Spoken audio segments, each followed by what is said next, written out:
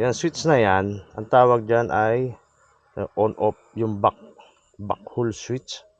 So, i-on natin to. Lagay natin to sa on position. Ayan, kung makikita nyo, on-off. Ito yung on position niya. Pack. Ayan. O, kahit naman wala mangyayari dyan, yung pa rin. May power pa rin siya. Tapos, itong isang antena, itong 312, magtatapon na signal dahil wala tayong power supply nga. Ito, naka 1 port pa rin.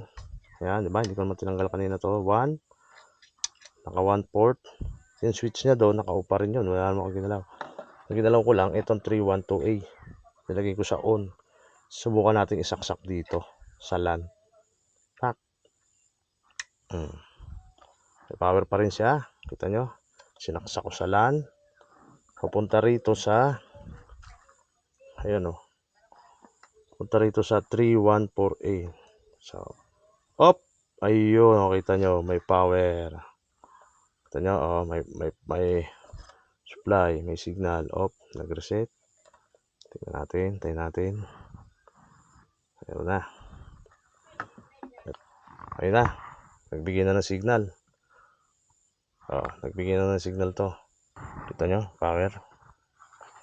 Ayun na, oh. Lakas. Ito yung 312A, kinabit natin doon sa isa. May power to. May power din tong isa. Pareho na sila may power. Ayan o. Sabi nyo, nadayan ko yun. Di ba? O. Pareho na sila may power. Pero ang pinanggagalingan, isang power supply sa dalawang antena. Ayan o. Ang daya yan ha. Tapos, o. Ito, anong pangalan nga nilagay natin? Tested. Tingnan natin kung may internet ha. Ilaya link, ayun, connected. Yung isa, may signal. Ito yung tested. Wala yan, walang load dyan. Oh. Ito yung portal ng bento ko. Ayan, lumabas. Walang load ngayon yan. Kailangan, ayusin ko muna yung setting nito. Lagay ko sa use, yung privacy. Ayan, yung privacy niya ay dapat naka-device map. Switch anyway. Ayan, naka-device map na. Yung privacy niya. Then, tingnan natin. Connect ulit natin dun sa, yun. Connected na siya dun sa tested. Diba? Connected. Tingnan natin kung may signal. Oh, ayan, lakas.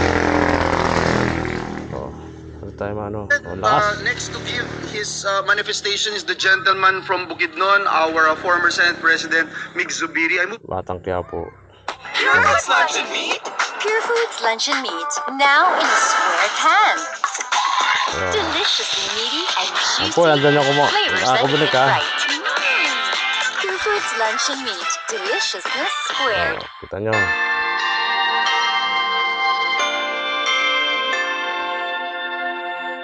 Okay, oh, doon nakakonek yan ha, sa tested. Halin, itong isang antena, yung 4G. So, yung Ilaya link ay yun, yung 5G. Meron din yun, siyempre. Connected rin, oh. Ilaya link, pag nilipat ko sa tested, connected pa rin. So, sabihin, isang power supply, napagana natin ang dalawang antena. Yun lang, sikreto. Ulitin natin. Itong switch na to, ayan po lagay nyo sa on. Ayan. Ito mangyayari. Oh, sabihin nyo, gumagana yan pareho, di ba? Try kong ilagay sa off. I-off ko tong switch. Pak. Ano nangyari? Namatay. Ayun namatay. So, bakit daw dito?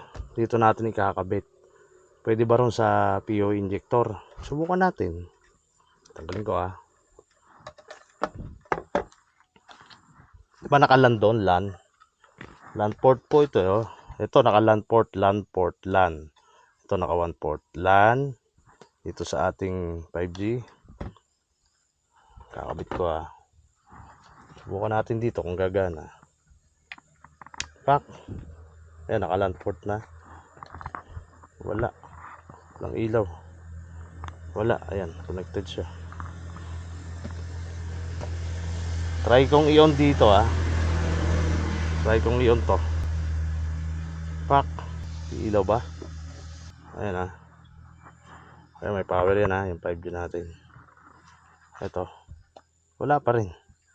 Kahit nakakabit doon sa PO injector LAN, wala. So, ang sikreto po, dapat dito natin ikabit. Dito sa isa. Yan. Ayun. Umilaw na. Okay. Ayan dalawa. Kasi inon ko yung switch Pag inon ko yun, mamamatay ilaw nitong isa. So, dalawang antena, magkaiba ng function. Ito 5G, naka-bridge. Ito 4G, naka-AP. Yan. Pwede na natin i-deploy to. Ayan lang connection. Tapos isang power supply. Okay na po mga kaibigan. Sana may natutunan kayo sa mga kapiso wifi natin dyan. Yan, paki-ko na lang. Tapos, abangan nyo yung pag-deploy natin dyan. Ay mga kaibigan pala, idagdag na natin Ayan, gumagana pa rin yung dalawa. Nakakabit sa isang power supply. Diba? Isa yung power supply niyan. Ayun. Nakakabit. Ayun silang dalawa. Ngayon, ayan, umiilaw-ilaw pa rin sila. Gumagana. Nagkakabit. Isang power supply. Ngayon, gusto kong palitan ng pangalan. Mahirap naman kung magpapalit ka ng pangalan, di ba? Nasa taas na ng kawayan o ng tubo. So, pwede natin palitan ng pangalan yan dito. Using laptop. Make sure na yung laptop natin ay ayan. Kabit natin yung LAN cable doon sa LAN. Power supply, wala naman nakakabit na LAN, di ba? Kabit natin yan dyan, LAN. Punta rin sa laptop natin. Ito. Ayan, sa likod. Kabit natin ito isa. Okay. Yung setting nito dito, baguhin nyo. Setting. Network and internet. Choose advanced network setting. Yan, yung internet 2. Click. Edit. Para lumabas ito. Yan. Ethernet 2 properties. Itong Ethernet protocol version 4. Click natin. Palitan dito. Palitan nyo 192.168.10.20 o basta hindi .1. 192.168.10.21, 24 o basta wag lang .1. Kasi yun yung default ng compass natin 192.168.10.1. Hindi siya madidetect, hindi siya mababasa. Tapos 255 subnet na mas 255.2550. Default gateway 192.168.10.1. Yan na yun. Then okay. Okay. Para ma-detect. Ngayon, di ba kung natatandaan nyo, ang nilagay natin dito sa ating 312, make sure na nakasaksak 312 ay yun 192.168.10.146. Ayan, kita nyo. Tapos admin, ito yung natin yung 5G. Ayan ang makikita nyo dyan. Di ba naka bridge mode siya? Ayan, bridge mode.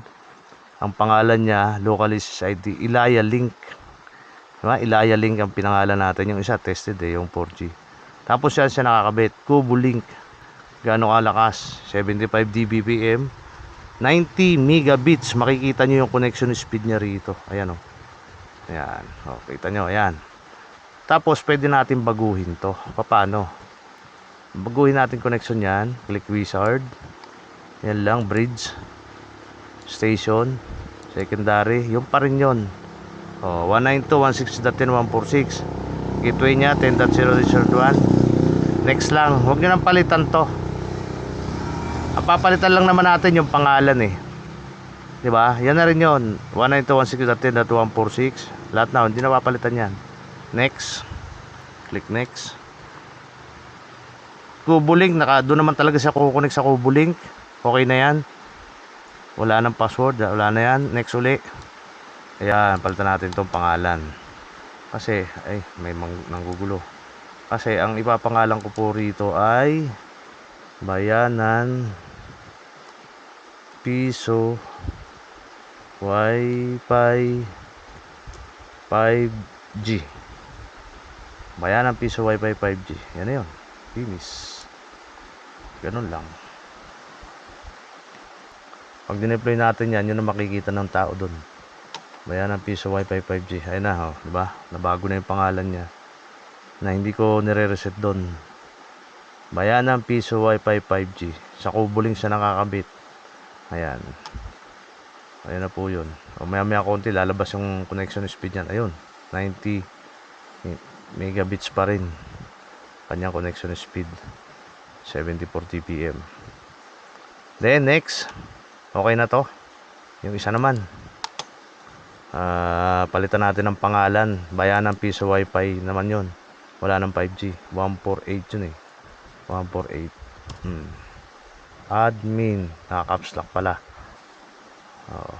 Maliit lang. Diba AP siya? Naka-AP mode siya. Yung ating CF314. Yung 4G antenna. Pangalan niya tested. So papalitan ko lang. Ganun pa rin. Wizard. AP. So, hindi natin papalitan yung IP address. Next. Palitan ko lang tong kanyang SSID. Magiging Bayanan. Dahil i-deploy ko na po ito. Umuulan kasi ngayon. Kaya bukas na siguro. Piso Wi-Fi. Yan ay magiging pangalan niya doon. Bayanan Piso Wi-Fi. Wala na tayong babaguhin dyan. Yun lang yung pangalan. 40 MHz. Channel 5. 2 kilometer. Finish. Ayun na mga kaibigan. Ganun lang po kadali sa laptop. Wala na yung yung tested at saka yung kung kanina. Okay na yan. Kung titingnan natin dito sa cellphone, wala na tayong makikita na tested at saka Ilaya link. Wala na. Bayanan na yan. Bayanan. Ayan ma-testing dito kasi may antenna rin ako. Yun din ang pangalan eh. Ayun gumagana siya. Ayan, dalawa sila gumagana. Okay, sige po, bukas ulit.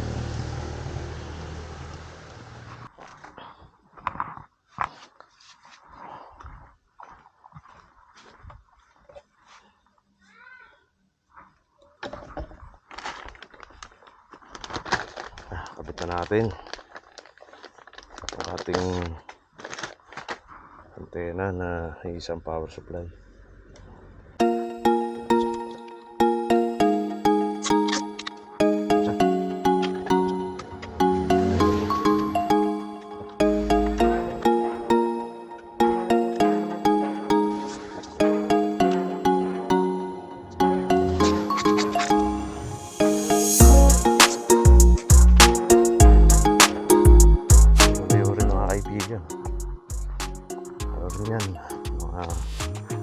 Kulang ko na 1 kilometro. Paglalagyan ko nito.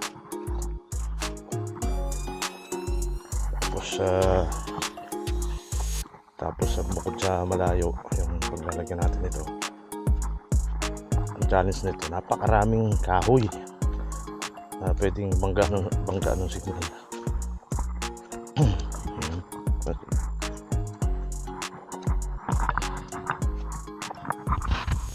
Ayun mga kaibigan, dito natin ilalagay yan. Kapayan dito. Ayan.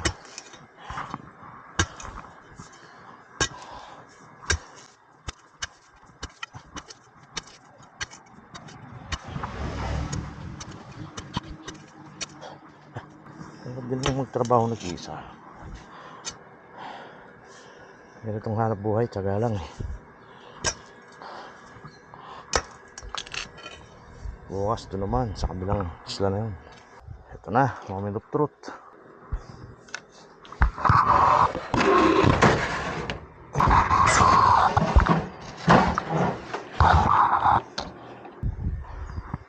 Ayan, testing muna natin.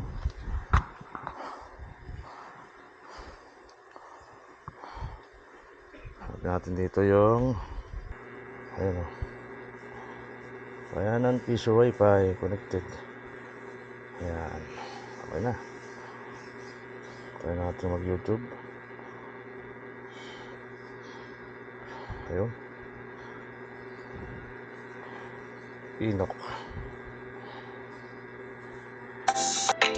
Nakatago sa mga sulok ng kasaysayang biblikal na bihirang pag-usapan ay isang kwento na pilit itinago ng simba. Ayan o, papasin niyo mga kaibigan. Bayanan piso wifi. Ayun, tatapon itong bayanan piso wifi 5G ayos din. Okay na.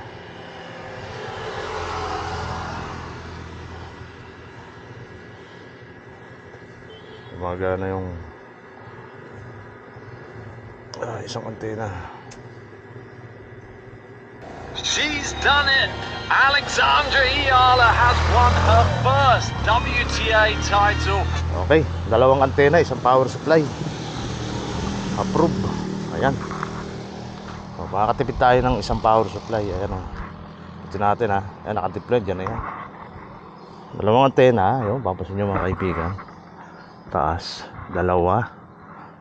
Tapos ang power supply nya. Ayan, isang wire lang. Isang wire lang yung bumaba. Ito. Ayan, power supply nya. Isa. Diba? O. Abunutin ko muna. Isang power supply. Dalawang antena. Sige, ayusin na natin. Ayan na mga kaibigan, ayun. At-deploy na yung antena natin na isang Compass E312A. Lumamotor. Compass E312A at saka isang Compass 314. Yung 312A, yun yung 5G na nasagap na signal doon. At yung 314 naman, yun ang tapon na signal dito. Ayan, okay na. Ganun lang po kasimple. Isang power supply kung gusto nyo magtipid. Tipid ng wire. Tipid pa sa kuryente. Malakas pa. Walang ganong hassle.